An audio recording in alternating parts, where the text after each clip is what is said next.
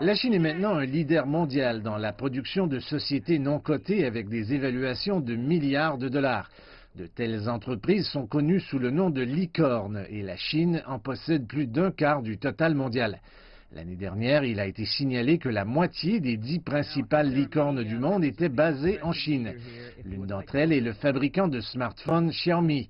La société espère amasser plus de 6 milliards de dollars dans son introduction en bourse le mois prochain, la plus importante du monde cette année.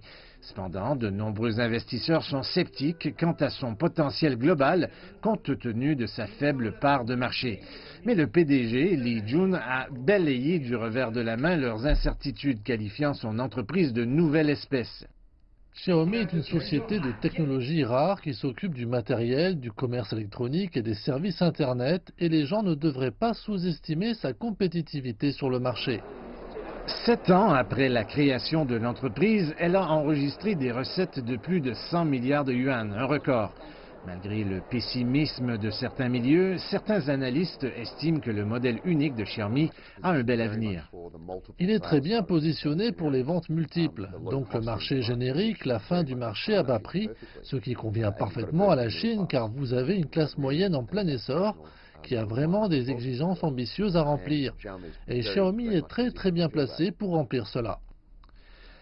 Comme Xiaomi, beaucoup de licornes chinoises combinent les technologies émergentes de manière très efficace pour répondre aux demandes des utilisateurs. Leurs recherches les amènent dans des domaines tels que le divertissement, l'éducation, les jeux et les voyages. Pendant ce temps, les licornes américaines ont tendance à se concentrer sur des technologies innovantes. Mais ce n'est certainement pas une affaire simple et une affaire où l'argent seul peut vous mener loin. Il doit également y avoir beaucoup de substance et de désir. Si on compare les entreprises aux voitures, le capital est simplement le carburant de la voiture. Et l'innovation de base dans la technologie est le moteur.